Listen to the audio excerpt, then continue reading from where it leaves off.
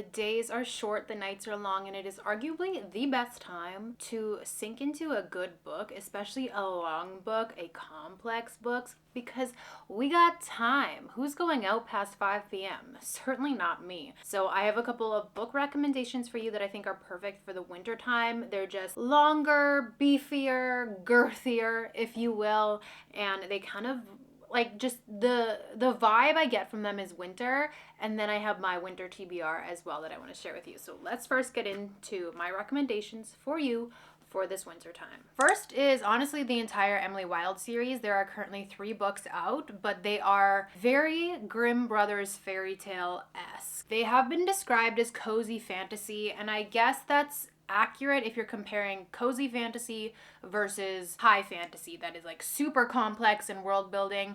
This follows our main character, Emily Wilde, who is a professor, and she is creating an encyclopedia of fairies. So she's going to foreign lands, she's interacting with their local fairies, she's encyclopediaing them. I love it so much. It gives dark academia vibes. In the first book specifically, she is in like a very winter town, lots of snow fairies, all of that kind of stuff. It's just so good, and it is such an amazing world to get lost in. If you're looking for something like super duper action packed, you're not going to find it here, but I think that that's perfect for winter because it's kind of slow.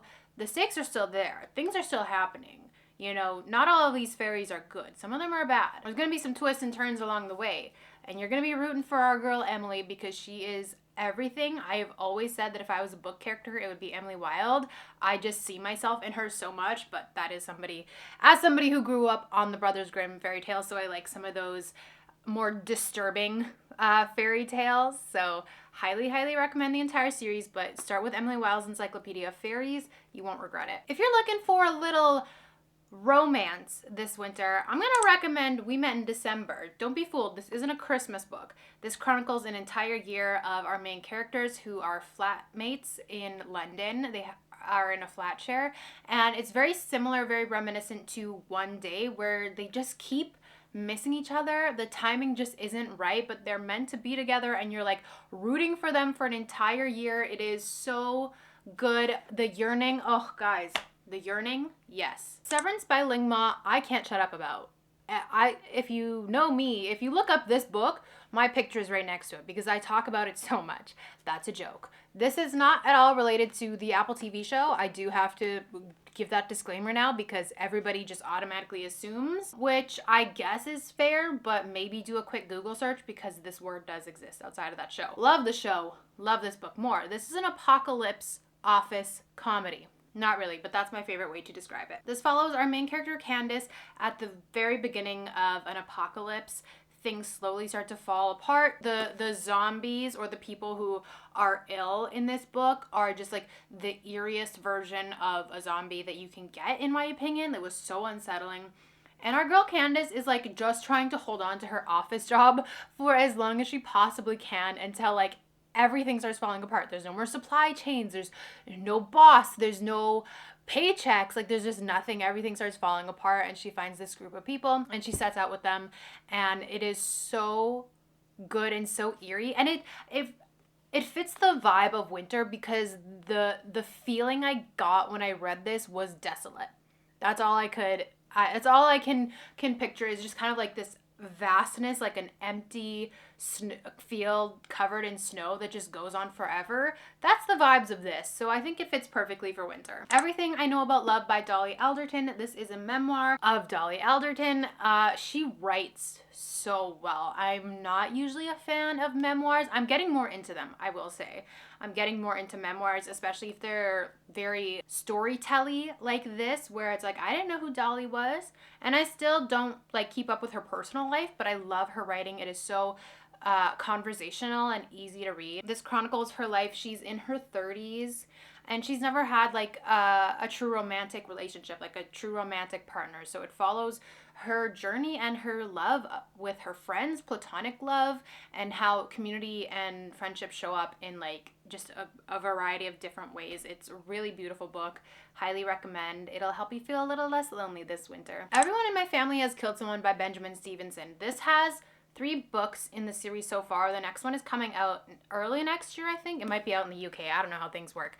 But this follows our main character, Ernest Cunningham, who he writes books on how to write crime books. So he's at a snow resort with his family and somebody has died, and he's like kind of like, he's smart, but he's also like a bumbling idiot, and he's the one who's going to solve these murders. Benjamin Stevenson is a stand-up comic, actually, so it does resonate. It's comical.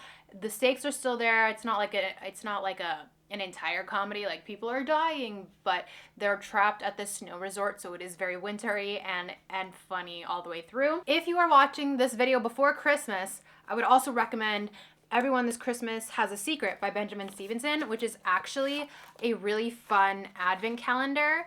You're meant to read like a chapter a day leading up till Christmas. So there are 24 chapters. And then by the time you get to Christmas, you'll have solved the crime. I read this last year in one night because it is a short book. But yeah, it's so good. Highly, highly recommend. Definitely winter. This one is Christmas.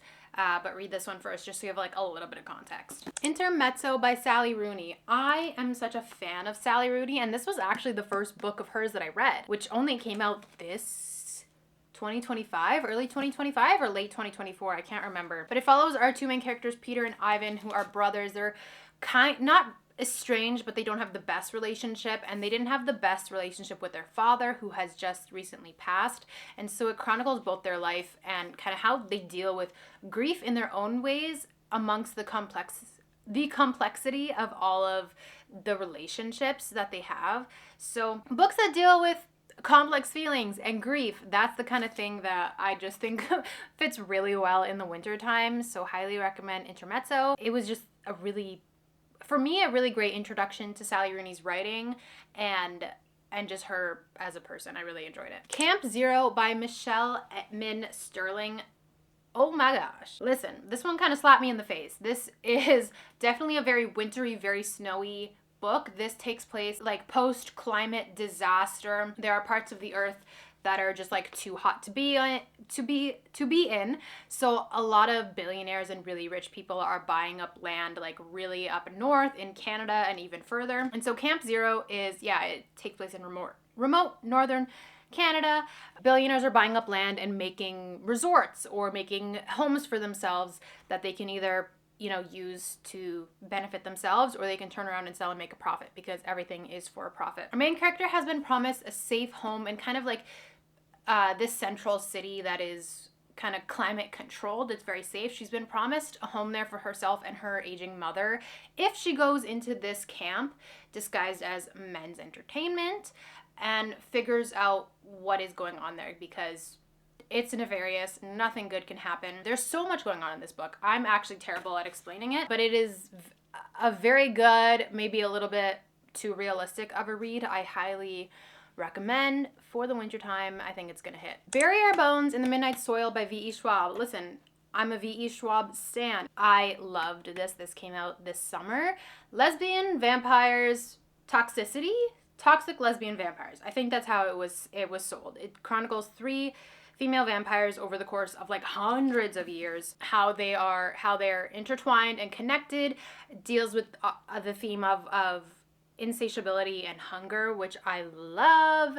I love books about hunger in women. Very symbolic, but very, very good. What it really means to be hungry. In this case, that is manifesting as vampirism. So good. Definitely a thicker read, but of course I'm going to recommend it because it's so good. Now moving on to my winter TBR. Am I finally going to get around to Little Women this year? Maybe. I hope so. I don't know why. Well, I do know why. I bought this version because it's gorgeous. Gorgeous, but like, I know it's short, but it's the fattest book I've ever seen. It is so big. And that is why I haven't read it yet, because I've watched every movie version of the book, so I feel like I know, and obviously no movie's gonna be accurate entirely. So part of me does still want to read it, but also part of me is afraid because it's big. It's big. Will this be the year I get to it? Maybe. Speaking of big books, They're all big, actually, because it's winter. I did pick up A Little Life. Will I read it? I don't know. It is over it's almost 800 pages. Ooh, I just got a little dizzy right there. I picked this up because it's controversial. And I love to be a part of the conversation. I want to know why it's conversational, and I want to give my opinion even though nobody asked for it. A Little Life follows 4 college classmates broke adrift and buoyed only by their friendship and ambition as they move to New York in search of fame and fortune, while their relationships, which are tinged by addiction, success, and pride, deepen over the decades. The men are held together by their devotion to the brilliant and enigmatic Jude, a man scarred by an unspeakable childhood trauma, a hymn to brotherly bonds, and a masterful depiction of love in the 21st century. You know, I just want to be a part of everything, so that's why it's on my list. Will I get to it? No idea. Next is the Red Queen series. I only have book 1 here. There are 4 main books, and then I believe there are some novellas. So yeah, I have kind of like put away large fantasy series largely because I have a terrible attention span. I really do. I've been reading like summer and fall. I've really just been reading short books that are like 300 pages or less. Just because I want to read more, right? And I want to diversify my stories. I want to just consume more stories in general. That being said, I do have an itch. To dive back into a fantasy series. Now, this isn't an 8-book series. This isn't a 10-book series. It's a 4-book series with some novellas, which I think I can, like, if I read the series, I can read the rest at a later time. I think I read Red Queen in middle school, high school. I think like closer to when it came out, which was 2015, I want to say. Originally published in like 2015. Yeah, 2015. But I never completed the series, and I've always meant to go back to it, so I want to go back to it today, this winter, because I just feel like winter is the time to sink into a longer fantasy series. That's all I'm going to say. Next for big books is another V.E. Schwab, The Invisible Life of Addie LaRue. Everybody I talked to was like, I can't believe you haven't read that. I know. And I've owned it for a long time. And here's the thing. I was at the bookstore earlier this morning. I paid $40 for this book. It was on sale for $8 at the bookstore today, and I was mad. Because I digress. But this is I loved Bury Our Bones in the Midnight Soil, and like I've heard V.E. Schwab talk about like not necessarily like companion novels, but like opposite sides of the spectrum. So we have vampires living forever, and then here is about a woman who sells her soul, but she's cursed to be forgotten by everyone she meets. So kind of like opposite ends of the spectrum on that one. So I'm very excited to dive into it. I love that it has a built-in bookmark. That's really cool. Lastly, we have Margaret Atwood's memoir. I'm so excited to read this, but boy, is she girthy. Is she big? She's a big boy, but I am literally just a Margaret Atwood stan. She is my favorite author. This did just come out. I got it like 2 weeks ago, so I'm not super behind, but I do need to get off my butt and read it. And I just feel like winter is the perfect time.